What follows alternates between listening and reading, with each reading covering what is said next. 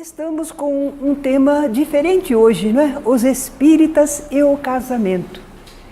Começamos a pensar no casamento. O casamento, como tudo relacionado ao ser humano, também evolui. O casamento evoluiu. No começo, nós éramos princípio inteligente. Não éramos ainda espíritos. Não estávamos assim individualizados. Nós estamos naqueles estágios primeiros, na escala animal. E como é que agem os animais? Eles se acasalam guiados apenas pelo instinto. Eles não têm maior responsabilidade, não têm laços afetivos. Às vezes nem mesmo com a prole, não é? Com exceção da fêmea. Esse era o estado de natureza. Mas aos poucos, em certas espécies, nós já podemos notar mudanças consideráveis. Eu assisti um documentário na televisão sobre vida animal e me encantei com uma cena. Era uma loba de pelagem branca e 2 filhotinhos. Ela estava aguardando o lobo que tinha ido caçar, o marido. E, em certo momento, ele chega, lá vem vindo ele com uma caça na boca.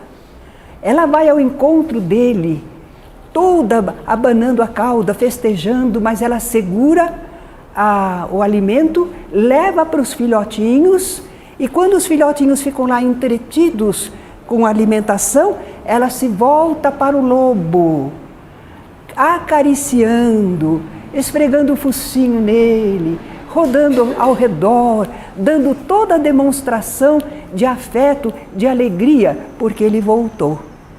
É uma coisa extraordinária que a gente observa na vida animal.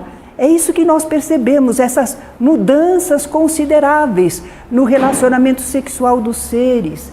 Começa o desenvolvimento da afetividade, a responsabilidade pela prole e às vezes até a monogamia.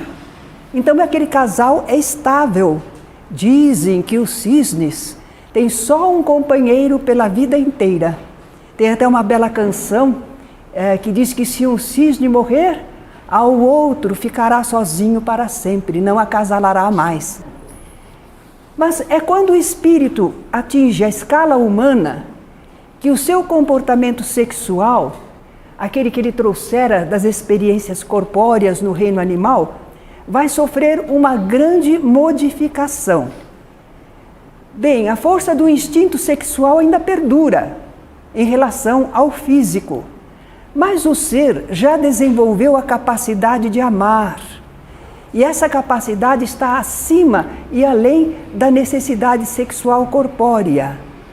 Para a união homem e mulher, vão surgindo novas condições, novas possibilidades e também novas exigências. Vamos dizer assim que na nossa engrenagem psíquica, afetiva, novos dentes se estabeleceram, novos encaixes. E não é mais tão fácil esse encaixe com qualquer pessoa.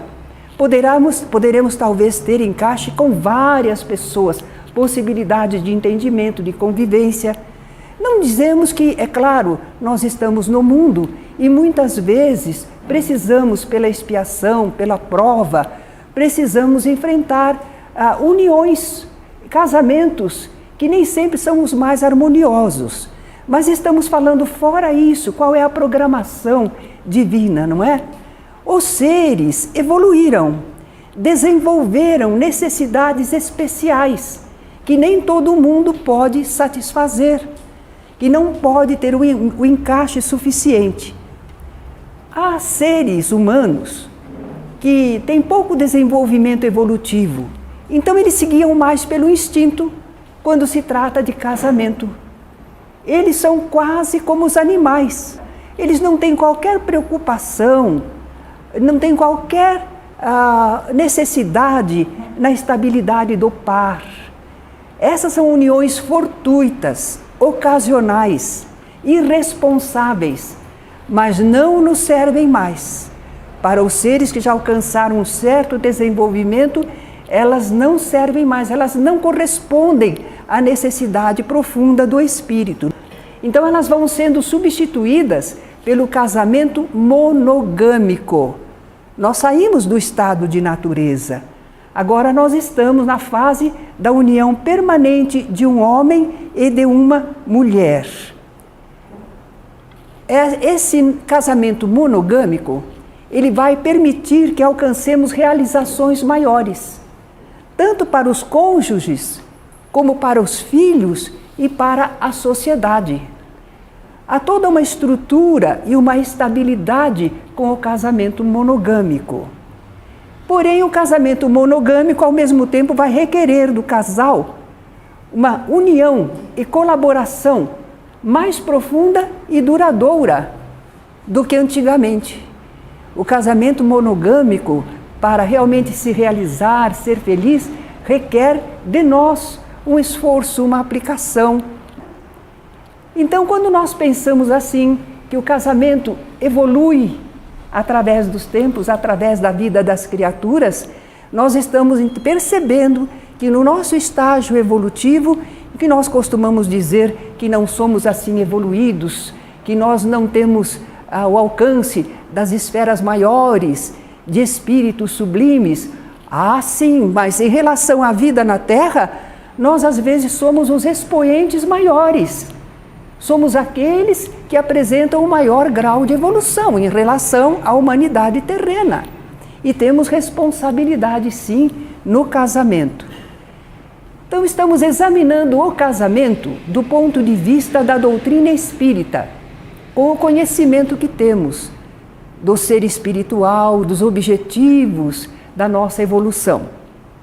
Então, o casamento é visto como um progresso na marcha da humanidade. Esse casamento monogâmico representa um estado superior ao de natureza em que vivem os animais.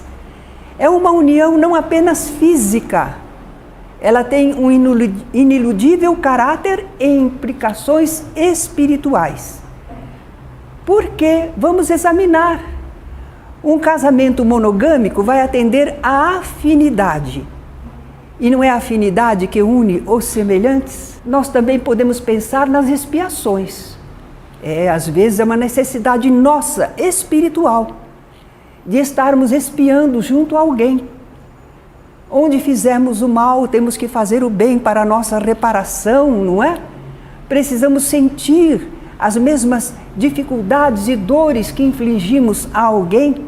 Então, às vezes, não é só por afinidade, porque não é em todos os casamentos que a gente encontra essa afinidade. Alguns casais conseguem, mas a maioria não ainda, porque a Terra é um planeta de provas e de expiações. Então, muitos dos casamentos são provas, experiências, e outros são expiações. Agora, existem casamentos que são de missão, casamentos missionários. Eu gosto de citar a da Madame Curie e o Pierre. Não é? Que casamento harmonioso entre eles. Eles se conheceram como estudantes na universidade e logo se entenderam. Não se preocupavam com dinheiro, ambos eram pobres, mas formaram um lar, tiveram 2 filhas e trabalhavam juntos nas pesquisas científicas. A Madame Curie cozinhava, era mulher de família, tinha filhos, era mãe de família, mas ela estabeleceu um jeito que ela sabia quanto tempo demorava o alimento para cozinhar. Então, ela programava de tal maneira que nos intervalos ela estava no laboratório trabalhando e chegava no momento certo de dar continuidade ao cozimento do alimento, né? Eles não tinham muitos móveis. A filha narra que eles possuíam uma mesa e 2 cadeiras. Se revezavam as pessoas para sentarem à mesa e se alimentarem. Não faziam questão de nada materialmente e se entendiam muito bem e se apoiavam no trabalho. Certamente foi um casamento de missionários que vieram para o trabalho da ciência. Então, se entendiam perfeitamente, eles não estavam ali espiando e também não estavam propriamente provando, já tinham a capacidade para se unirem harmoniosamente e produzirem algo em benefício da humanidade.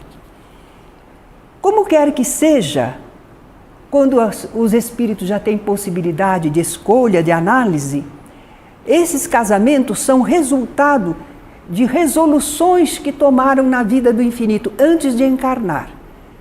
É um ponto importante. Não fica sem programação, sem boas perspectivas de realização. Eles livremente assumiram aquele compromisso, porque já sabem que precisa, que pode, que deve. Então, sob a orientação dos mentores mais elevados, eles se prepararam. E esse casamento deve se basear, então, no afeto. Sim. Talvez que a gente seja assim muito romântico e pensa aquele amor romantizado, né, romanceado. Não, afeto, aquele sentimento que nós, como mudamos nas reencarnações, às vezes temos de mãe para filho, de irmão para irmã, de filha para pai, não é mesmo? Um parente, amigos, irmãos. Então, é aquele afeto que une as pessoas. Precisa existir responsabilidade recíproca de um para com o outro. E esse casamento deve ser respeitado e mantido o mais possível, porque ele veio para objetivos espirituais, não só corpóreos, não só físicos, não só para ter uma prole. Há objetivos espirituais a serem realizados, são visados com esse casamento. Então, por isso, esse casamento deve ser baseado no afeto, responsabilidade mútua, e luta-se para mantê-lo o mais possível. Respeita-se o casamento o mais possível.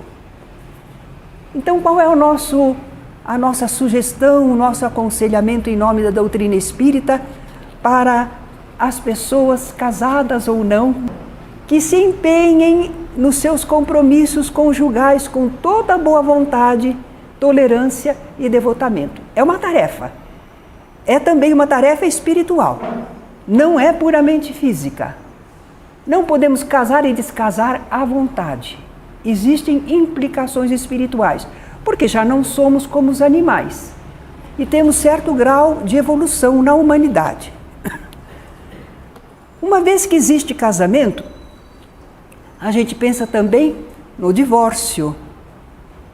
O Livro dos Espíritos é taxativo, que o casamento na Terra não é indissolúvel de um modo absoluto.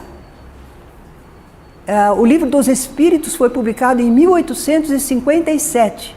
Era um atrevimento, em nome da religião, falar que o casamento não era indissolúvel.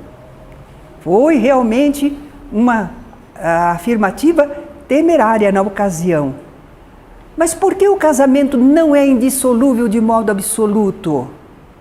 É uma constatação da realidade, porque os Espíritos do Senhor trabalham conosco dentro das nossas reais possibilidades. Então, naturalmente, eles disseram, não é indissolúvel de um modo absoluto, porque os espíritos que aqui encarnam não são muito evoluídos. A evolução não é tão grande que a pessoa domine suas emoções, tenha responsabilidade e o senso do dever supere tudo, não é? A maioria das pessoas ainda não está nesse grau. E se não tem essa responsabilidade, essa capacidade, do outro lado dispõe de certo livre-arbítrio, não é obrigada. E a realidade demonstra que nem sempre as pessoas atendem ao que ficara planejado na vida espiritual. Nem sempre respeitam os compromissos que haviam assumido. Não é só no casamento, não é?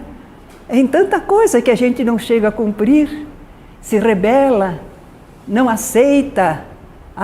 Muitas vezes do lado de lá prometemos tanta coisa, e chegando aqui nos desviamos, nos distraímos. Então, em relação ao casamento, que muitas vezes foi programado no campo espiritual, eles deixam de se realizar ou são interrompidos. E se eles são interrompidos e se não se chegam a se realizar, o que acontece?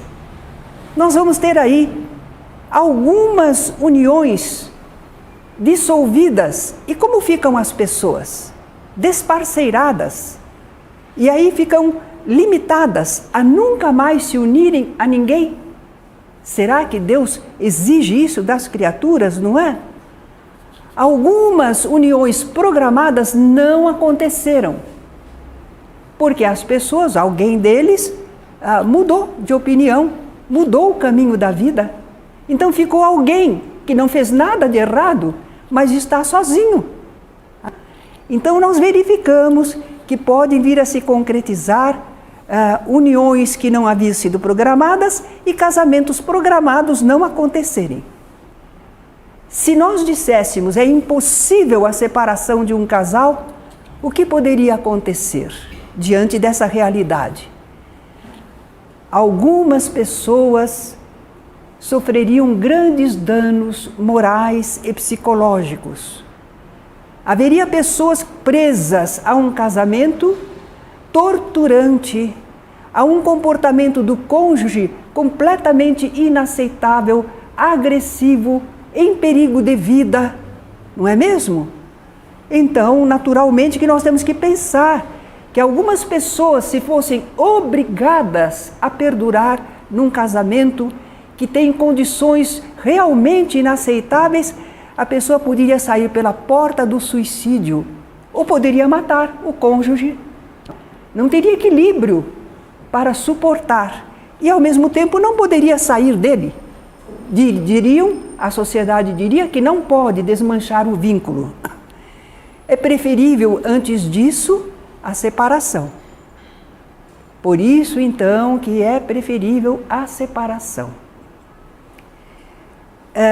Onde nós tiramos alguma noção de separação, como é que acontece? No Evangelho nós temos.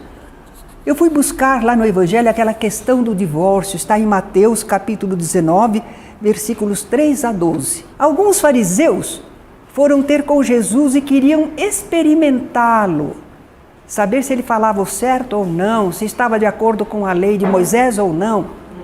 Então perguntaram: é lícito ao marido repudiar a sua mulher por qualquer motivo? Porque naquele tempo eles tinham a carta de repúdio, eles tinham. Jesus respondeu: não tendes lido que o Criador, desde o princípio, os fez homem e mulher? E que disse: por essa causa deixará o homem pai e mãe, e se unirá à sua mulher, tornando-se os dois uma só carne? De modo que já não são mais dois, porém uma só carne. Portanto, o que Deus ajuntou, não o separe o homem. É nessa afirmativa que muita gente se apoia, né? Para dizer que o casamento é indissolúvel. Só que eles não lembram o que vem em seguida. Replicaram-lhe: por que mandou então Moisés dar carta de divórcio e repudiar? Jesus respondeu: por causa da dureza do vosso coração, é que Moisés vos permitiu repudiar vossas mulheres. Percebemos aí que a mulher não podia repudiar o marido, né? É uma sociedade machista daquela época. Entretanto, não foi assim desde o princípio, quer dizer, a programação divina, a instrução espiritual, não era para permitir a separação, né? Eu, porém, vos digo: quem repudiar sua mulher, não sendo por causa de relações sexuais ilícitas, e casar com outra, comete adultério. Olha, Jesus colocou que relações sexuais ilícitas poderia dar causa a uma separação. E o que casar, aqui tem uma observação que está entre parênteses, mostra que não foi Jesus que falou, mas acrescentaram lá no Evangelho. E o que casar com a repudiada comete adultério. Vejam só, quer dizer que realmente não podia repudiar a mulher e casar com outra. Em compensação, a mulher repudiada também não ia poder mais casar, porque seria adúltera. Os discípulos agora já não são os fariseus, discípulos de Jesus que estavam ali também escutando a conversa. Se essa é a condição do homem relativamente à sua mulher, não convém casar. Eles dizem, se eu nunca vou poder repudiar minha mulher, então eu não caso. Eu fico muito preso a ela, né? Jesus, porém, lhes respondeu, nem todos são aptos para receber este conceito, mas apenas aqueles a quem é dado. Porque há eunucos eram aqueles homens que cuidavam dos haréns, dos sultões, e eles eram castrados, porque era para guardar as mulheres do sultão, ele não podia ter função sexual, porque há eunucos de nascença, e há outros que assim, algumas pessoas nascem com impossibilidade no campo do sexo, né? E há outros que assim mesmo se fizeram eunucos por causa do reino dos céus. Há pessoas que renunciam à função sexual para guardar as suas energias para a realização das coisas espirituais. Quem é apto para o admitir, admita. Então vejamos, é a dureza dos nossos corações que permitiu a Moisés, que disse Moisés que podia haver repúdio das esposas, o divórcio. É essa mesma dureza do coração que continua havendo nos dias de hoje, não é? Que causa os divórcios. Se não houvesse dureza de coração, as pessoas perdurariam no casamento, com compreensão, perdão, devotamento. Mas o planejamento divino era para que o casamento fosse durável. Antes de concretizar essa separação, que nós já vimos que há casos que ensejam, nós vamos ter que pensar um pouquinho. Não deu certo, vamos separar, vamos divorciar. A lei permite, pronto, é tão fácil. Às vezes as pessoas já casam dizendo assim, bom, não sei se vai dar certo. Se não der certo, a gente separa. Olha com que começo tem esse casamento. É meio difícil dar certo se a pessoa já está pensando assim, não é? Uma separação conjugal, nós já vimos que ela tem implicações espirituais, não deve ser desfeita sem mais nem menos. É preciso pensar bem. Será que há recursos de compreensão, de harmonização? Não há nada que possa ajudar o casal a recompor, a sustentar o casamento, seguir adiante? Será que é impossível um entendimento? Olha o diálogo. O diálogo é fundamental entre os cônjuges. Eu assisto alguns filmes, não é? E vocês devem conhecer também, em que chega um ponto do casamento, parece que eles não se entendem, porque não conversam mais. Tudo o que falam é por causa de algum problema que já houve. Então é uma tirada de cá, uma tirada de lá, os dois se digladiando. Não é mais uma conversa sobre o que acontece, o que se prefere, o que se poderia fazer. As pessoas não conseguem mais dialogar. É importante manter esse diálogo. Quando houver alguma dificuldade na vida conjugal, é necessário dialogar. Mas sozinhos não estão conseguindo. Não dá para dialogar. Eles bem que tentaram. Que tal procurar o aconselhamento de psicólogos que são experimentados em assuntos de casais? Eu não confiava muito na ação de psicólogos antigamente, bem antigamente.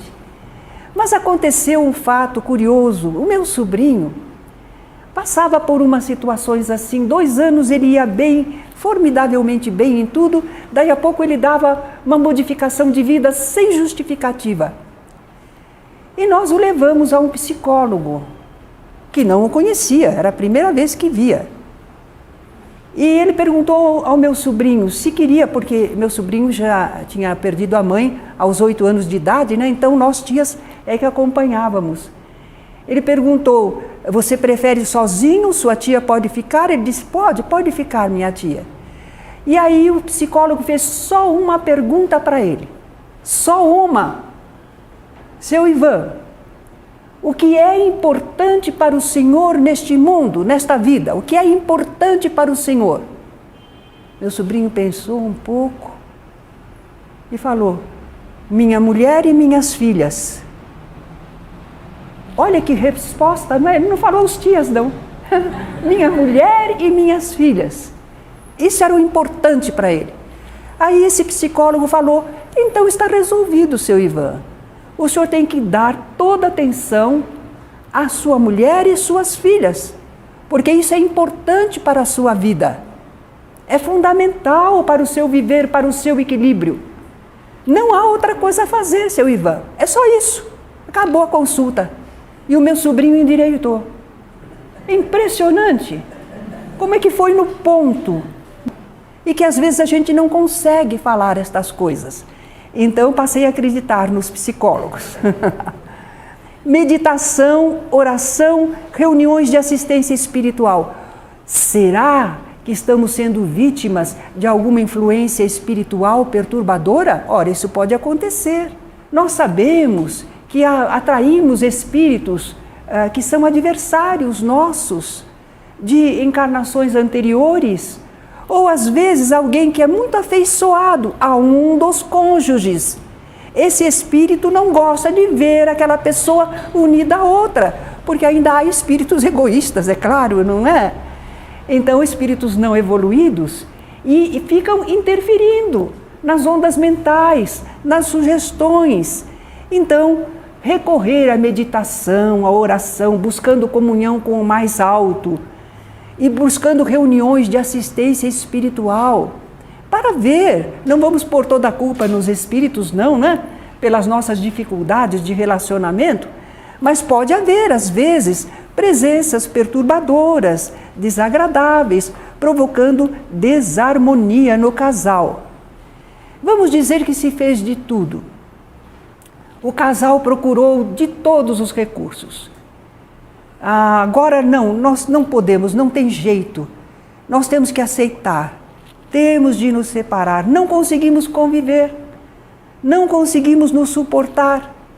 A nossa vida, em vez de ser uma vida de amor, uma vida de colaboração mútua, nós vivemos nos atritando.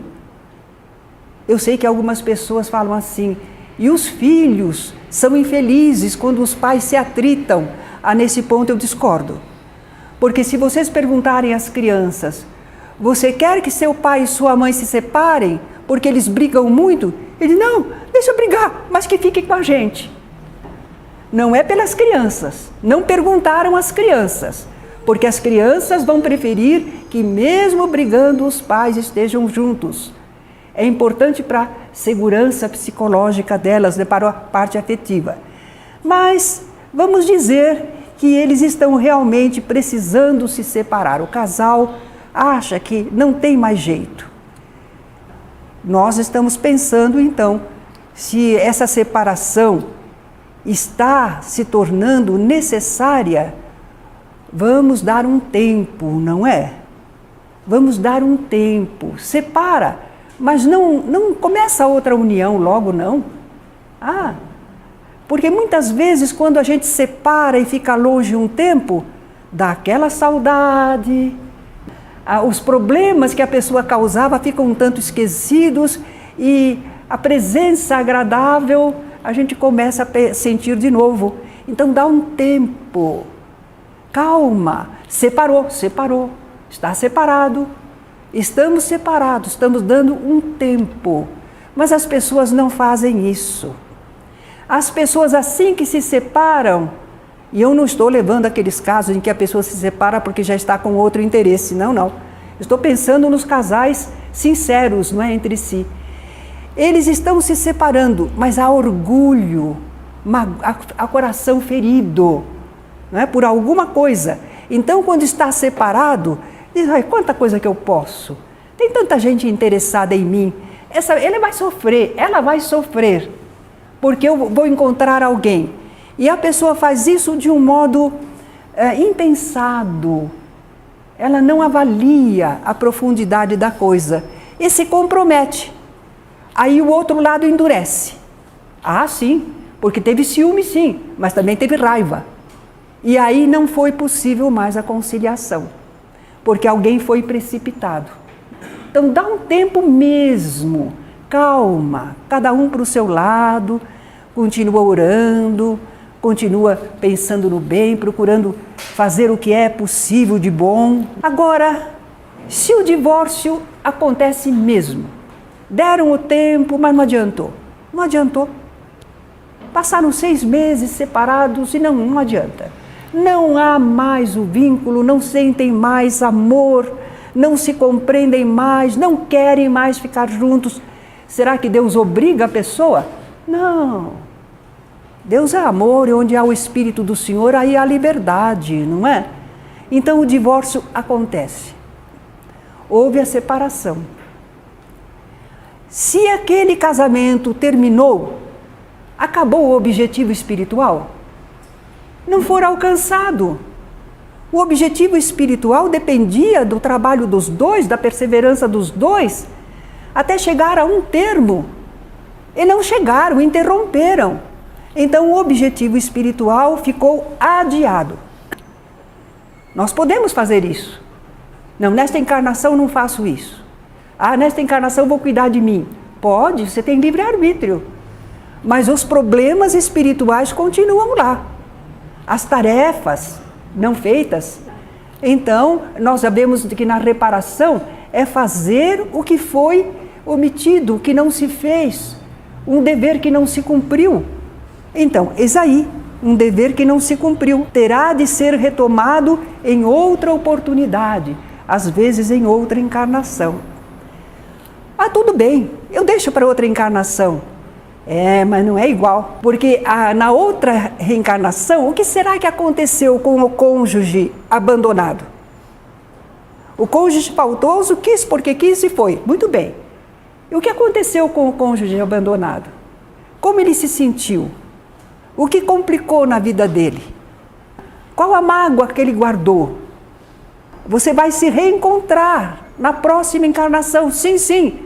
Mas antes você tinha um cônjuge, um parceiro ou parceira que estava de coração aberto. Foi assim que começou o amor, não foi?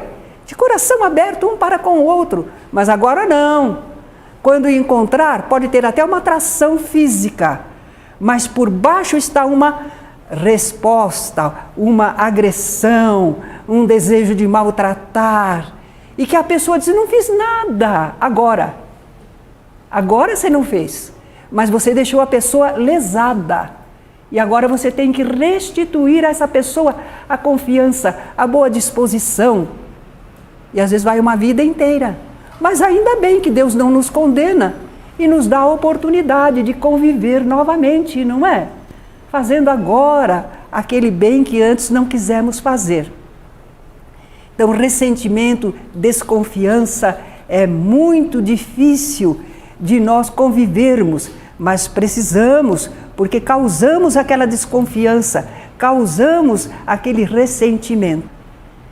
Então, os cônjuges que souberem respeitar o seu compromisso, um deles não soube, mas o outro soube.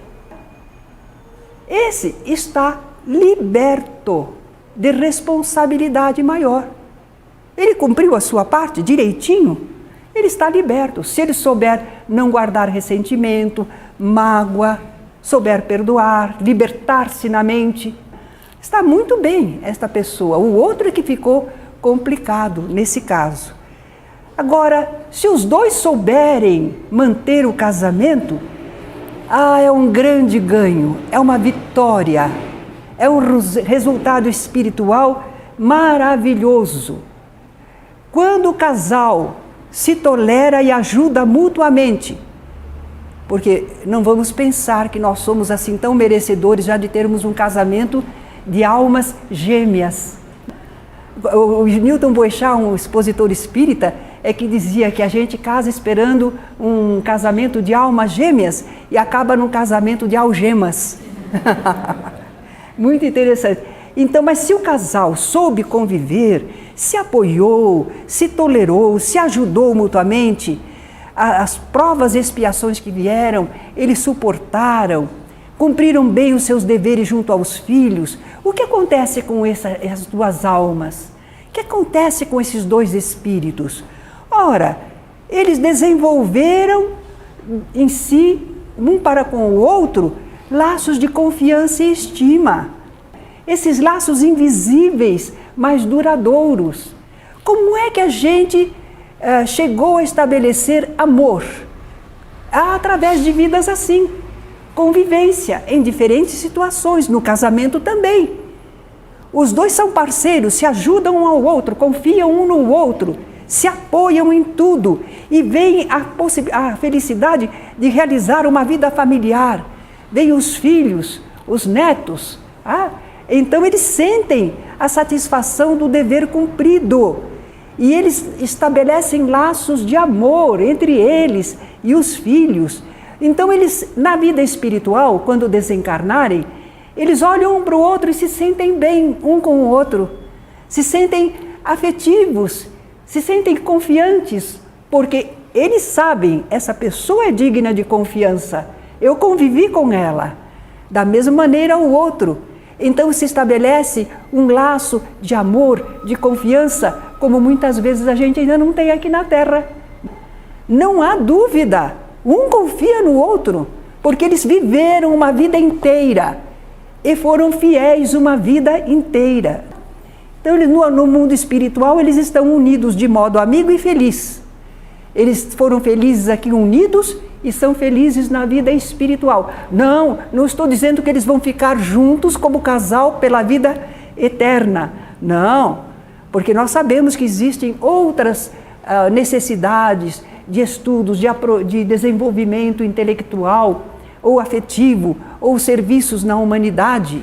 Mas entre eles haverá sempre afeto, compreensão, sinceridade, apoio mútuo. Isso é muito, muito lindo. E foi conquistado num casamento aqui na Terra.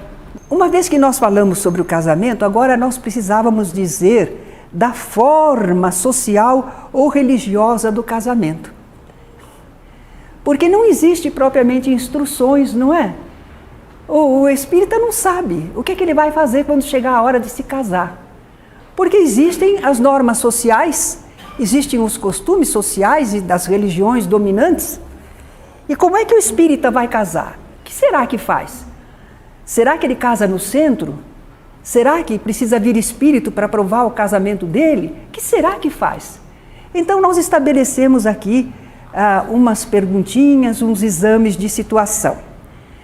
Vamos dizer que os noivos, os dois são espíritas. Não há problema, hein? Se entendem muito bem, os dois são espíritas. O que eles vão fazer para se casar? Casamento civil, porque tem que respeitar as leis do país. Dai a César o que é de César. Então é preciso o casamento civil, mantém a ordem, não é? Ampara a família, os descendentes. Então, casamento civil. E cerimônia religiosa?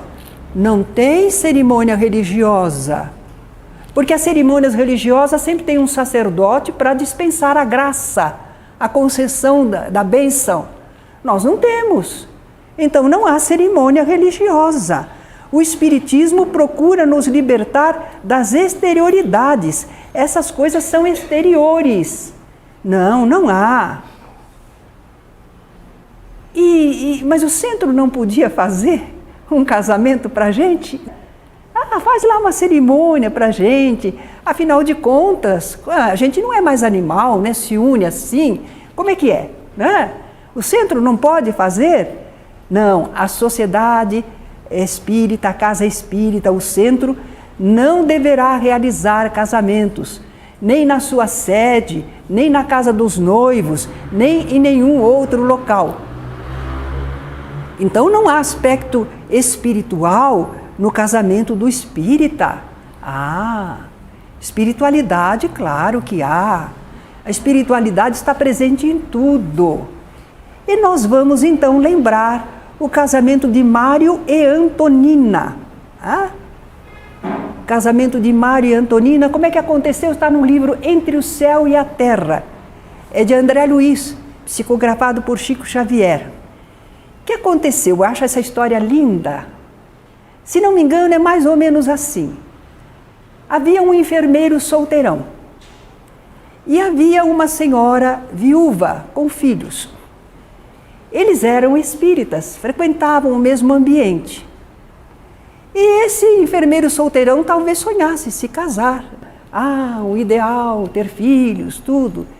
E o plano espiritual, então, alguém sugeriu para ele, não é? Quando ele se encontrou do lado de lá, por que você não olha para Antonina? É digna, tem os filhinhos, você poderia formar aí já uma família. E foi sugerido no campo espiritual. Quando Mário, naquele dia, se encontrou na casa espírita com Antonina, olhou para ela e alguma coisa mexeu com ele. Era a lembrança do que ele havia escutado no plano espiritual. E começou, então, gentilmente a se interessar por ela. E aí veio o casamento. Como seria o casamento deles? André Luiz coloca lá. Houve cerimônia civil, não houve cerimônia religiosa. Houve uma comemoração espiritual. Eles se reuniram para agradecer a Deus pela sua união, pela família que começavam a constituir, não é? Mas não foi em centro espírita, não. Foi numa dependência da casa deles, modesta. E foi proferida uma prece por um familiar. Não precisou ninguém especial, não convidaram o diretor do centro, uma médium ou coisa parecida, não. Eles mesmos fizeram uma prece, escolhendo entre eles alguém, né? Então, nós vimos que quando os noivos são ambos espíritas, não há dificuldade para realizar um casamento sem cerimônia religiosa, com cerimônia civil e muita espiritualidade, vivida pelo casal e pelos seus amigos e familiares. Agora, e se um dos noivos só é espírita, o outro não? E aí nós temos uma opinião pessoal, porque são coisas que os espíritos não descem a fazer normas para nós, não é? Cada um é que vai aplicar dentro da sua possibilidade, do seu entendimento. Nós verificamos assim, o espírita é minoria na sociedade. É um grupo minoritário na sociedade. Está crescendo o movimento espírita, mas a população brasileira cresce muito também. Então nós continuamos minoria. As outras pessoas têm ideias, fórmulas religiosas muito diferentes do espiritismo. E nós estamos aqui na sociedade, mas pensamos de modo diferente. Qual a probabilidade de uma moça espírita, um rapaz espírita se casarem entre si? É pequena. A maior probabilidade é que vão se casar com pessoas não espíritas. Porque não vamos dizer que todos marcaram o casamento do lado de lá e nasceram no mesmo lugar. Alguns conseguem, mas a grande maioria não. Então a maior probabilidade é que esse espírita não vai casar com espírita, porque somos minoria. Agora vamos casar. Como é que vai casar? O espírita tem direito de não ficar preso a fórmulas religiosas, porque para ele não significam nada. Ele está liberto disso. Ele está num outro estágio de compreensão. Ele não precisa de formalidades. Ele sente espiritualmente, ele pensa, ele tem a vontade, ele sabe que é isso que funciona dentro da lei divina.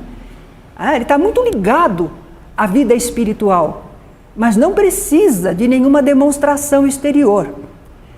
Mas o par dele, que não é espírita, provavelmente não consegue se libertar dessa necessidade de coisas exteriores, da religião na qual ele foi criado. O espírita precisa ajudar a renovação das ideias religiosas na sociedade.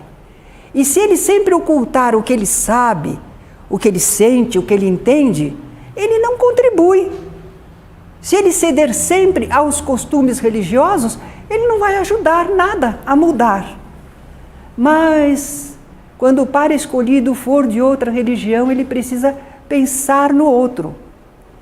Ele não pode fazer o que quer. É a dois. Não é ele sozinho. É a dois. que ele deveria fazer? Bom, quando começa um namoro, na fase do namoro, ele deveria procurar verificar qual é o entendimento religioso do futuro cônjuge. Como essa pessoa pensa? Isso é muito fácil, né? Se conversa sobre tudo, não se conversa no namoro? Se pergunta todas as preferências? É de cinema? É de comida? É de roupa? É disto? É daquilo outro?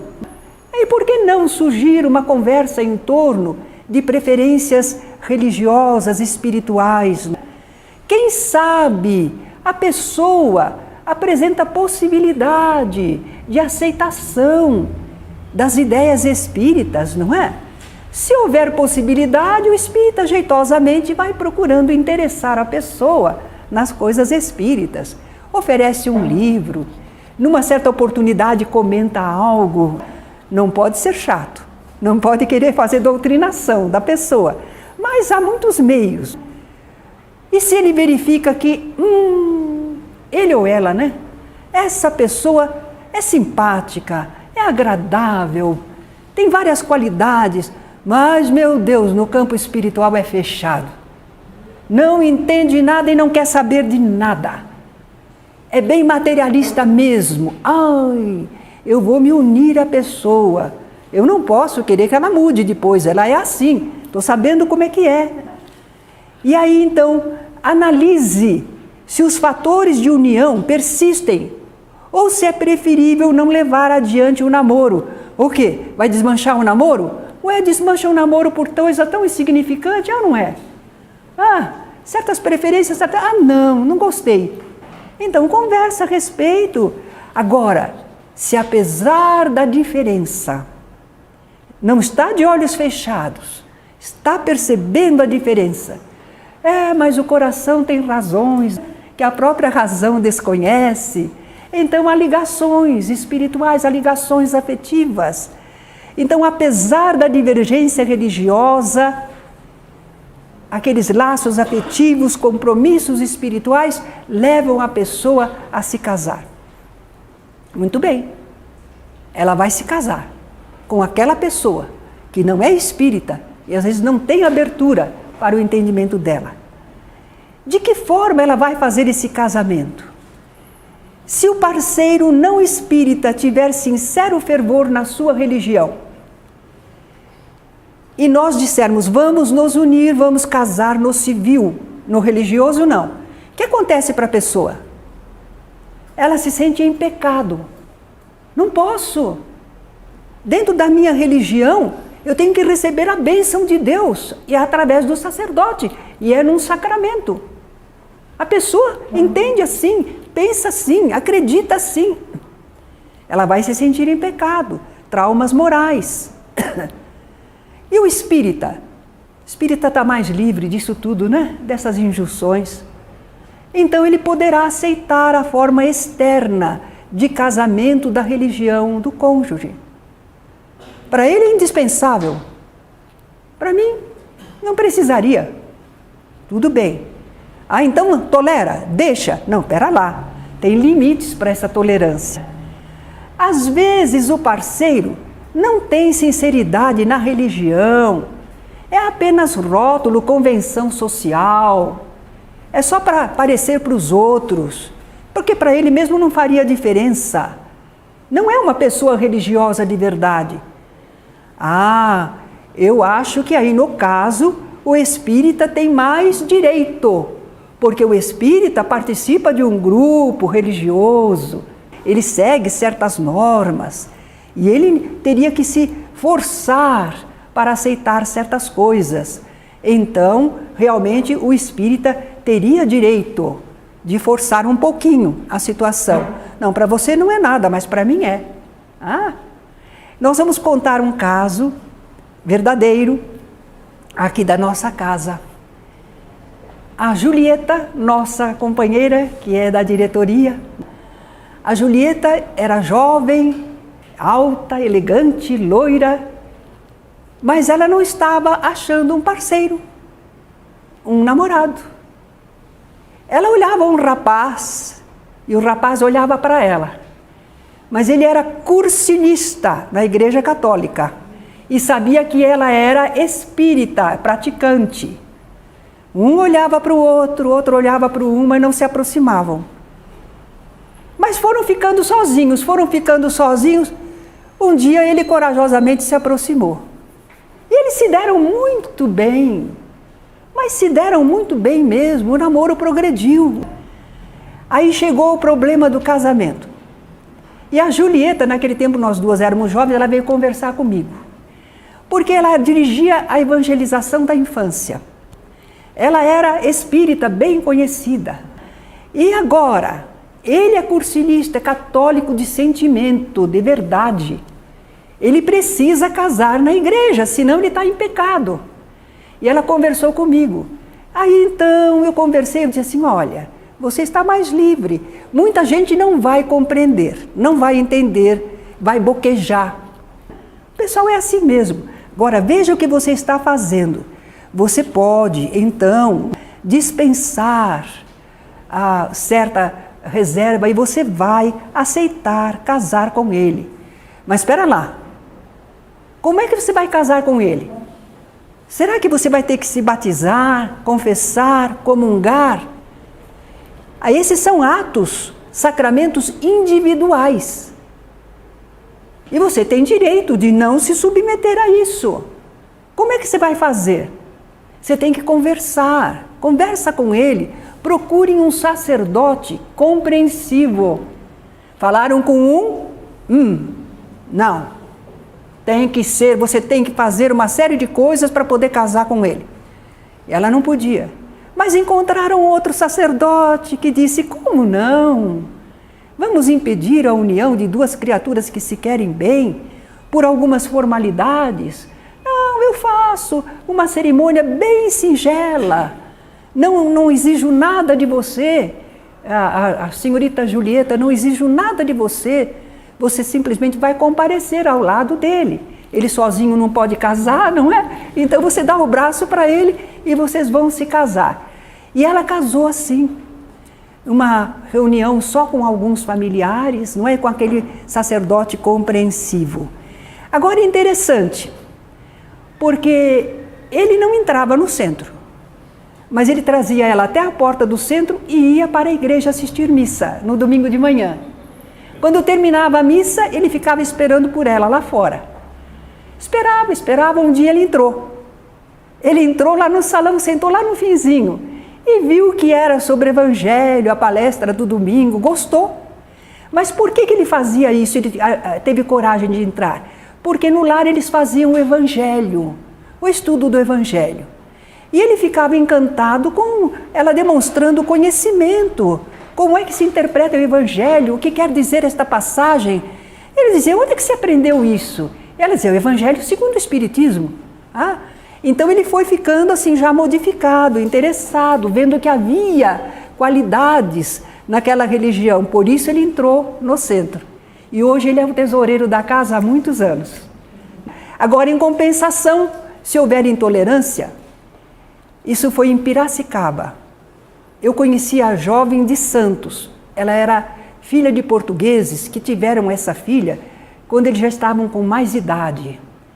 Ela estava com perto de 20 anos, era também loira, alta, bonita e muito amorosa com os pais.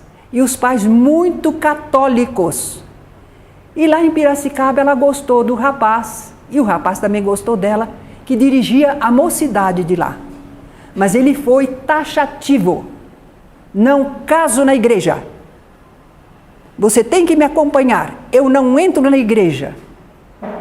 Ela disse, não posso ferir meus paizinhos, eles estão idosos. Eles não compreendem isso. Eu sou filha única. Eles não têm mais ninguém aqui no Brasil. Eles eram portugueses, né? Sou só eu e eles. Eu não posso fazer isso com meus pais. Mas o jovem foi taxativo, não se dobrou, foi inflexível. O que aconteceu? Um infeliz do lado, o outro infeliz do outro. Não haveria necessidade dessa dureza de coração, não é? Então nós vimos que são limites de tolerância. Não é permitir tudo, não é se dobrar totalmente.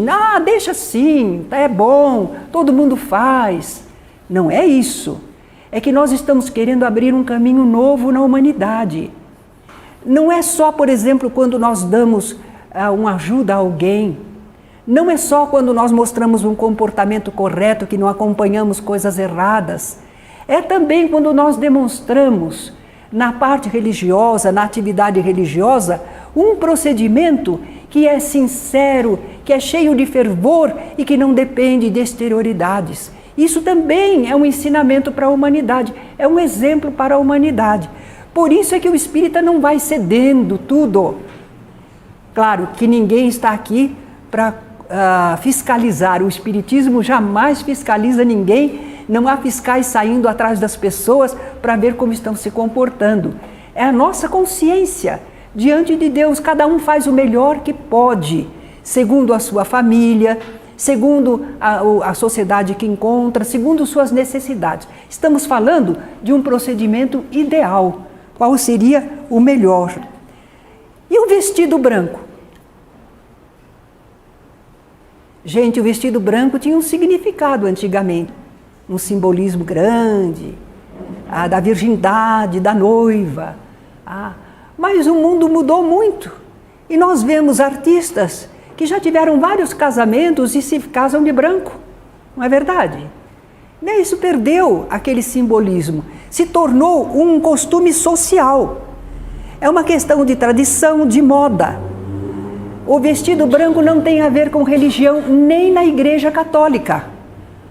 Porque se a moça pobre não tiver um vestido branco, ela casa assim mesmo, se ela estiver dentro dos padrões da igreja, preencheu os documentos, fez as afirmativas necessárias, jamais o sacerdote irá deixar de dar a sua bênção, fazer o sacramento do casamento, porque ela não está de vestido branco. Vocês acreditam que um sacerdote vai exigir? Por tradição, talvez ele diga, olha, nós temos aí um vestido branco que você quer usar, mas não que ele vai impor. Não há necessidade de roupa especial para se casar, receber o sacramento do casamento. Então, esse vestido branco não tem nada a ver com a religião ou espiritualidade. É moda, é tradição. Se a moça quiser, usará o vestido branco. Não há mal nenhum. Está muito em moda que o pessoal faz assim, uma reunião num salão, numa chácara. Vai lá o juiz de paz, faz o casamento civil direitinho, depois alguém da família, alguém amigo, fala umas palavras, faz uma prece, com o cuidado de explicar que não é sacerdote, que não está fazendo casamento espírita, é apenas ao congraçamento, nós vamos todos rogar a Deus. Nós pensamos em Deus, nós queremos a bênção divina, mas sem nenhuma exterioridade, né? E se fizer assim, o casamento vai ser muito feliz, porque alguns têm medo, dizem assim, será que meu casamento será feliz se eu não fizer como todo mundo fez, se não receber aquela bênção? É porque ainda está preso a estruturas antigas. Tudo bem, nós podemos ser perfeitamente felizes no casamento, sem essas exterioridades, sem estes compromissos sociais. Mas não seremos felizes no casamento se não nos comportarmos à altura no sentimento, na sinceridade, na perseverança para com os companheiros.